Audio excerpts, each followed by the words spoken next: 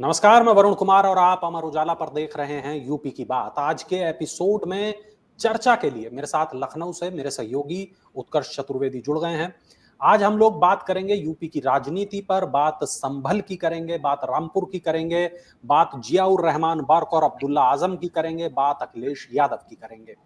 तो खबर यह है कि समाजवादी पार्टी के सांसद जियाउर रहमान बर्क संभल हिंसा मामले की जांच कर रही विशेष जांच टीम यानी एसआईटी के सामने पेश होने के लिए नखासा थाने पहुंचे।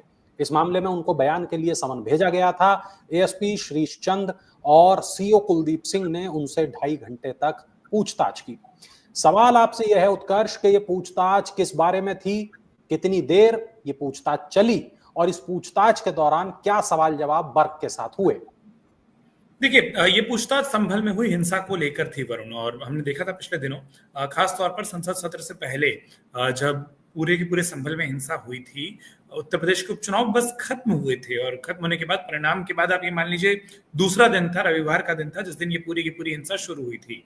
मूल रूप से संभल हिंसा को लेकर 7 एफआईआर सबसे शुरुआत में पुलिस ने लिखी थी, जिसमें से पहली जो एफआईआर लिखी गई थी उसमें जिन आरोपियों के नाम लिखे गए, नामजद जो एफआईआर थी उसमें जियाउर रहमान बर्क का नाम भी शामिल था, सांसद संभल का नाम। जियाउर रहमान बर्क को तभी नोटिस भेजी गई थी, लेकिन उसके बाद पहले बजट सत्र और उसके बाद बजट सत्र का जो दूसरा हिस्सा था संसद सत्र का, उसका हवाला देते हुए जियाउर रहमान बर्क इस तरीके से एसआईटी के सामने, संभल पुलिस के सामने पूछताछ के लिए उपस्थित नहीं हो पा रहे थे। वो दिल्ली में होते थे अक्सर, क्योंकि संसद का सत्र चल रहा था। 100 सवालों की करीब फेहरिस्त बनाई गई। 3 घंटे के आसपास आज पूछताछ हुई है और जियाउर रहमान बर्क को जो 3 घंटे की पूछताछ हुई वो संभल के नखासा थाने में हुई है। अपने साथ करीब 1 दर्जन वकील सांसद जियाउर रहमान बर्क ले गए थे। अगर हम खासतौर पर बात करें तो इस पूरे मसले में जियाउर रहमान बर्क ने जाने से पहले, एसआईटी के सामने पेश होने से पहले कहा था कि मुझे न्यायपालिका पर भरोसा है, मेरे खिलाफ गलत तरीके से केस दर्ज किया गया। उन्होंने कहा कि मुझे कोर्ट से राहत मिल रही है, लेकिन पुलिस की जो जांच चल रही है मैं उसमें अपना सहयोग दूंगा, आगे भी अगर जरूरत पड़ेगी तो मैं आऊंगा। ये उन्होंने आज पूछताछ के बाद जो मीडिया से बात कही उसमें उन्होंने कहा। पूछताछ किस बारे में हुई उन्होंने तो नहीं बताया, लेकिन जो हमको पता चल पाया है कि जो 100 सवाल थे उसमें से अधिकतर जो सवाल थे वो इस बारे में पूछे गए कि 22 नवंबर को उन्होंने जो भाषण दिया था, जिसका एक वायरल वीडियो सामने आया था, कहा गया कि उस वीडियो में कहे गए शब्दों के कारण वहां पर स्थिति जो थी या जो लोग थे वो भड़के। उसके बाद 23 नवंबर की देर रात को उन्होंने जो लोगों से बात की और उसके बाद 24 नवंबर को जो वहां बवाल हुआ, ये कहा गया कि क्या 23 नवंबर को उन्होंने 23 नवंबर को माफ कीजिएगा, उन्होंने जिन लोगों से फोन पर बात की, क्या उनको प्रेरित किया, इकट्ठा होने बोला, संभल आने बोला, वहां जामा मस्जिद में जब सर्वे होना था क्या उस समय पर लोगों को पहुंचने बोला? इस तरीके के ढेर सारे सवाल उनसे पूछे गए। चूंकि उनके पास वकीलों की एक पूरी फौज थी, कई सारे वकील लेकर वो पहुंचे थे, तो ये जरूर बात पता चली है कि कुछ ऐसे मामले हैं जिनको लेकर शायद बहुत स्पष्ट जवाब नहीं मिले। वरुण, जो सूत्रों से मुझे पता चला, वकील साथ में थे, कई जवाब वकीलों ने दिए। कुछ एक मामलों में जियाउर रहमान बर्क ने कहा कि वो नवंबर के मामले उनको बहुत ठीक तरीके से याद नहीं है। अब जो तथ्य पुलिस के पास मौजूद हैं उन तथ्यों पर और जो जियाउर रहमान बर्क ने कहा है उनका मिलान किया जाएगा। उसमें अगर कहीं कोई अंतर आता है, अगर उसमें कोई फर्क आता है, तो हो सकता है संभल पुलिस या एसआईटी दोबारा जियाउर रहमान बर्क को पूछताछ के लिए बुलाए, और या फिर अगर इसमें ज्यादा बड़ी दिक्कत या ज्यादा बड़ा घालमेल नजर आता है, क्योंकि हमने देखा है जामा मस्जिद के मौलवी का, इमाम का, वहां के सदर का, इन सब का इकबालिया बयान पुलिस के पास है। जियाउर रहमान बर्क का जो एफआईआर में नाम आया उसके पीछे कुछ ना कुछ पुलिस का ही दावा था कि साक्ष्य हैं, और उसके बाद फिर वो बात दूर तक गई, उनके घर पर बिजली चोरी तक, और वहां पर जो विद्युत विभाग की टीम गई वहां तक गई।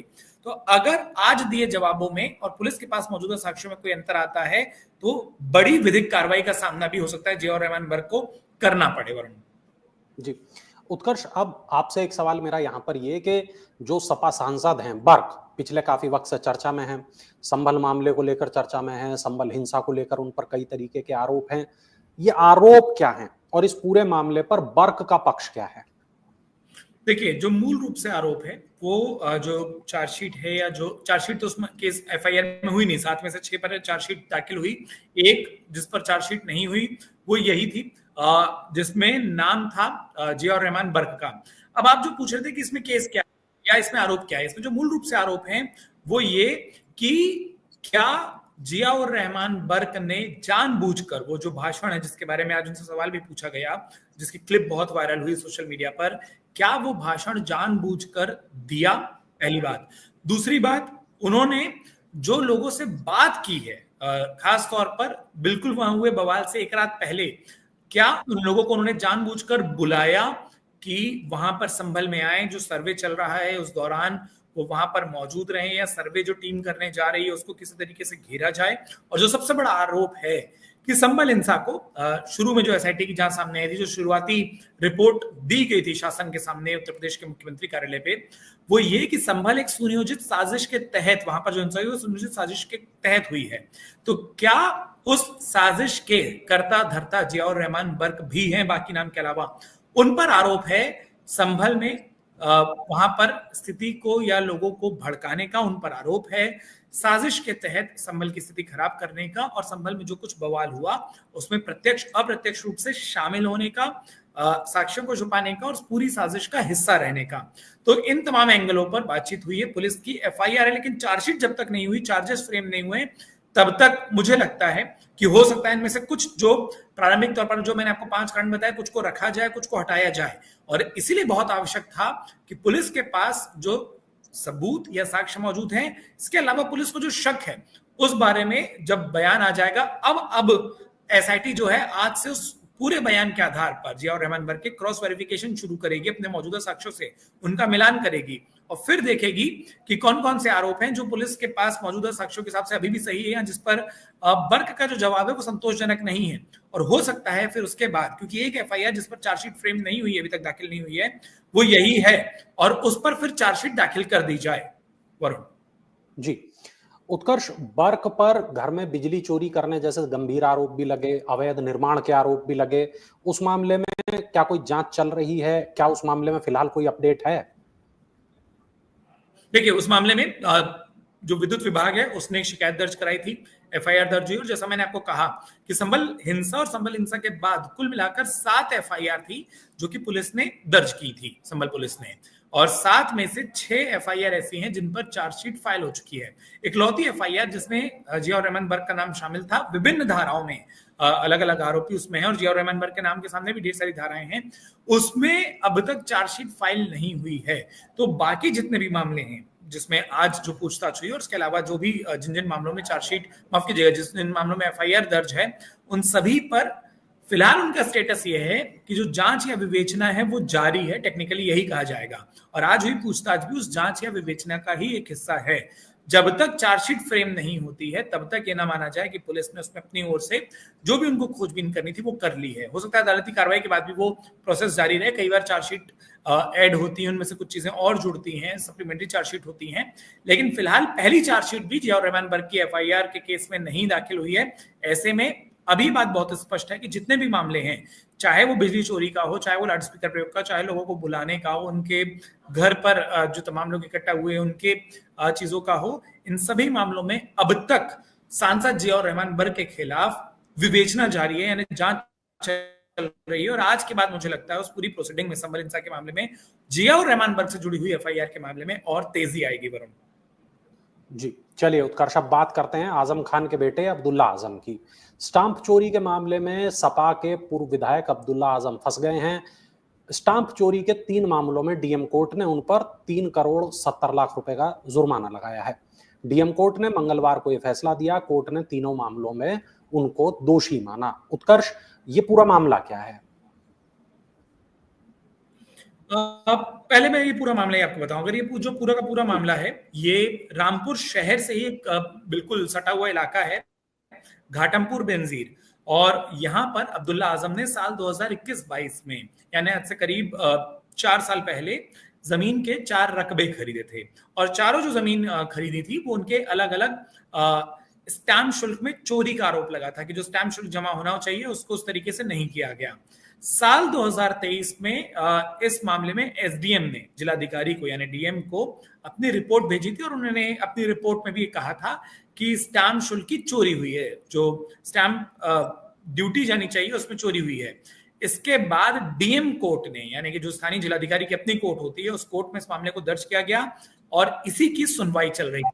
अब इस पर फैसला आया है और फैसला जैसा आपने भी बताया कि 3 मामले ऐसे हैं जिसमें उनको दोषी पाया गया है और करीब जो जुर्माना है स्टैम्प शुल्क में जो कहा गया कि आपने जितने का स्टैम्प शुल्क नहीं पटाया और उसके अलावा जुर्माना भी जो साथ में है, ये करीब करीब 3.25 करोड़ 3 करोड़ 70 लाख के आसपास की ये रकम होती है। आज उन्हें दोषी माना है, जुर्माने लगा दिया गया है। इसके बाद अब इस मामले में अब्दुल्ला आजम क्या करते हैं, वो लगता है शायद अगले 1-2 दिनों में या 1 हफ्ते के भीतर कुछ स्थिति स्पष्ट हो पाएगी। वरुण, चलिए उत्कर्ष, ये पूरी चर्चा वैसे पूरी नहीं हो सकती रामजी लाल सुमन की चर्चा के बिना। उस मामले में क्या कुछ चल रहा है उत्कर्ष? देखिए, रामजी लाल सुमन के मामले में 2 अलग अलग पक्ष हैं। एक, आज फिर से उत्तर प्रदेश में कुछ जगहों पर और खासतौर पर राजधानी लखनऊ में विरोध प्रदर्शन देखने को मिला था, लेकिन समाजवादी पार्टी का रुख बेहद स्पष्ट है। रामजी लाल सुमन के मामले में समाजवादी पार्टी ने 3 स्टेप या त्रिस्तरीय रणनीति तैयार की है। पहली रणनीति, उनका यह कहना है कि अगर रामजी लाल सुमन के बयान पर बहस करनी है तो बयान क्यों देना पड़ा, वो बहस कहां से शुरू हुई, वहां से बातें शुरू करिए जहां औरंगजेब से लेकर तमाम बातें आती हैं। दूसरा, समाजवादी पार्टी ने बिल्कुल अपने सांसद का साथ देने का स्पष्ट मन बना लिया है। पार्टी के राष्ट्रीय अध्यक्ष अखिलेश यादव ने या पार्टी के किसी भी सीनियर नेता ने एक भी बार रामजी लाल सुमन को अपने बयान से पीछे हटने, माफी मांगने, उसे गलत साबित करने, या पार्टी ने भी एक बार ये नहीं कहा कि वो उनका व्यक्तिगत बयान है या तोड़ मरोड़ कर पेश किया गया, जैसे जवाब हम देखते हैं। तीसरी बात, रामजी लाल सुमन के विरोध जो हो रहे हैं उसमें अधिकतर जो संगठन शामिल हैं, उसको देखते हुए अब ऐसा लग रहा है कि रामजी लाल सुमन का जो विरोध है समाजवादी पार्टी उसमें भी एक रणनीति तलाश ली उस विरोध के बीच में भी, और उनका ये साफ तौर पर कहना है। बीते 3 दिनों में 2 बार अखिलेश यादव ने राजधानी लखनऊ में प्रेस कॉन्फ्रेंस की, शनिवार और सोमवार, और दोनों ही बार उन्होंने साफ तौर पर कहा कि चूंकि रामजी लाल सुमन दलित हैं, वो एक बिरादरी विशेष से आते हैं और इसीलिए उन पर इस तरीके से दबाव बनाया जा रहा है, आरोप लगाए जा रहे हैं। उन्होंने कहा कि जो लोग विरोध प्रदर्शन कर रहे हैं वो भी एक वर्ग से आते हैं जिसको शासन उत्तर प्रदेश सत्ता का पश्रय हासिल है, जिनको एक तरीके से समर्थन मिला हुआ है। जो दूसरी बात है जिससे एक ऐसा लग रहा है कि अब बयान से आगे रामजी लाल सुमन के विरोध को एक पॉलिटिकल मूव या पॉलिटिकल गेन उसमें लिया जा रहा है, फायदा लेने की कोशिश हो रही है राजनीतिक तौर पर, वो ये, जैसे मैंने आपको बताया कि रामजी लाल सुमन एक दलित वर्ग से आते हैं। अब समाजवादी पार्टी और उनके राष्ट्रीय अध्यक्ष अखिलेश यादव ने भी इस बात को कहा कि हम लोग पीडीए हैं तो हमारे साथ हमेशा ऐसा होता है, विरोध हमारा होता है, सांसद के घर पर अटैक होता है। उन्होंने साफ तौर पर कहा कि रामजी लाल सुमन को अब कुछ भी होता है तो इसकी जिम्मेदारी उत्तर प्रदेश सरकार की होगी। उन्होंने यहां तक कहा कि ये सभी लोग जो विरोध कर रहे हैं वो एक तरीके से छद्म सेना है सरकार की, जो सरकार के पश्रे पर ऐसा कर रहे हैं। उन्होंने कहा कि देखिए, उत्तर प्रदेश में एक तो कहा जाता है कि कहीं भी कोई विरोध प्रदर्शन होता है, और आज समाजवादी पार्टी के कई नेताओं ने सोशल मीडिया पर इस बात को लिखा है कि अगर कहीं भी कोई भी विरोध प्रदर्शन होता है तो ऐसे में तुरंत पुलिस एक्शन हो जाता है, लोगों को निकलने नहीं दिया जाता। सीएनआरसी का उदाहरण दिया गया कि तब जो लोग लखनऊ की सड़कों पर निकले उनसे जुर्माना वसूला गया, और आज लखनऊ की सड़कों पर कोई समाजवादी पार्टी के खिलाफ है तो पुलिस उनको रोक नहीं पाई, मुख्य मार्गों से होकर वो निकल गए, उन्होंने सड़क जाम कर दी।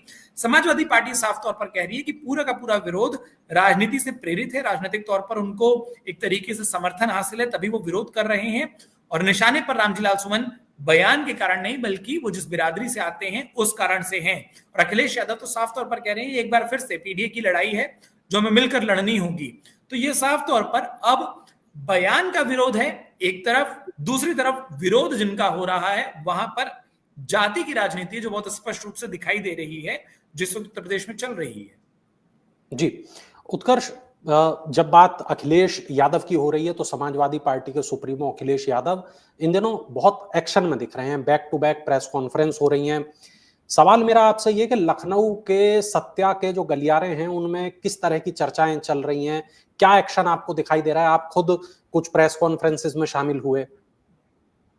दोनों में रहा, और आज अखिलेश यादव जौनपुर गए हैं तो एक बार फिर से और ये देखा गया कि खूब एक्टिव हैं। आज अपनी पार्टी के कुछ लोगों से मिलने वो जौनपुर गए, वहां पर भी उन्होंने सुप्रीम कोर्ट से आए तमाम फैसलों पर जो उत्तर प्रदेश सरकार पर कुछ टिप्पणियां भी थी उन पर भी कहा। अखिलेश यादव पिछले 3 दिनों में 4 दिनों में, मतलब आज के दिन को अगर हम गिन लें तो शनिवार और सोमवार उनकी 2 प्रेस कॉन्फ्रेंस हुई। दोनों के कारण बहुत अलग अलग थे। शनिवार को वो उस लड़की को, उस बच्ची को लेकर आए थे अपनी प्रेस कॉन्फ्रेंस में जो हमने एक तस्वीर भी देखी थी कि झोपड़ी पर बुलडोजर चला और वो अपनी किताबें बचाने के लिए भाग रही थी।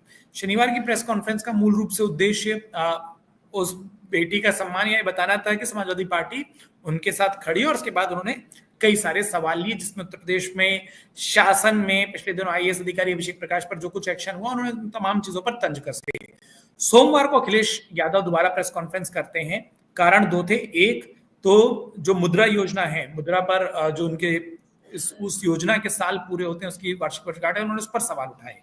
दूसरा जो बड़ा कारण था कि दद्दू प्रसाद पार्टी में शामिल हो रहे हैं, एक बार फिर से दलित गठजोड़ साफ तौर पर दिखाई दे रहा है, और इसीलिए रामजीलाल सुमन के मुद्दे को उठाया गया उस प्रेस कॉन्फ्रेंस में, जितना पुरजोर तरीके से शनिवार को नहीं उठा कि एक दलित नेता पार्टी में शामिल हो रहा है। उस दिन अपने एक दलित सांसद का समर्थन करते पार्टी के नेता दिखाई दे रहे हैं, ये दिखाई देना चाहिए। तो ये दो बातें लिंक हुई। अब ऐसा लग रहा है खासतौर पर समाजवादी पार्टी की रणनीति को देखते हुए, समाजवादी पार्टी एक बार फिर से थोड़ा सा स्ट्राइक पर है कि जो वो कहते हैं वोट बैंक की दृष्टि से देखें तो ओबीसी प्लस दलित कॉम्बिनेशन बना पाए। ओबीसी नेता समाजवादी पार्टी के पास हैं, अखिलेश यादव खुद एक बड़े नेता हैं उस वर्ग से, समाज से आने वाले।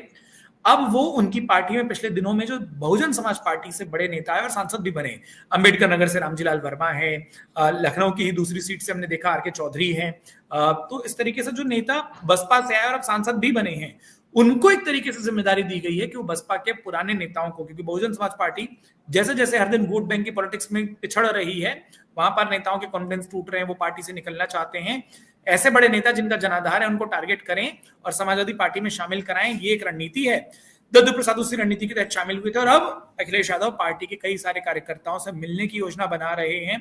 पता चल रहा है कि जैसे आज वो जौनपुर पहुंचे, आने वाले दिनों में और भी ज्यादा कार्यकर्ताओं से मिलते दिखाई देंगे। तो वो संगठन मजबूती पर अखिलेश यादव का इस वक्त ध्यान है। वरुण, चलिए, बहुत शुक्रिया उत्कर्ष इस तमाम जानकारी के लिए। मुझे उम्मीद है कि ये जानकारी हमारे दर्शकों को भी पसंद आई होगी। जरूर मैं ये कहूंगा अपने दर्शकों से कि कमेंट जरूर करें, बताएं कि हमारा ये शो उनको कैसा लगा। अगर कोई सवाल है तो वो भी कमेंट बॉक्स में जरूर पूछें, हम कोशिश करेंगे अगले एपिसोड में आपके तमाम सवालों के जवाब भी दें। चलिए, फिर मिलेंगे यूपी की बात के एक नए एपिसोड के साथ कल। तब तक आप देखते रहिए अमर उजाला। अगर आप ये वीडियो YouTube पर देख रहे हैं तो हमारे चैनल को सब्सक्राइब करें और बेल आइकन को दबाना ना भूलें। अगर आप Facebook पर ये वीडियो देख रहे हैं तो हमारे पेज को लाइक करें।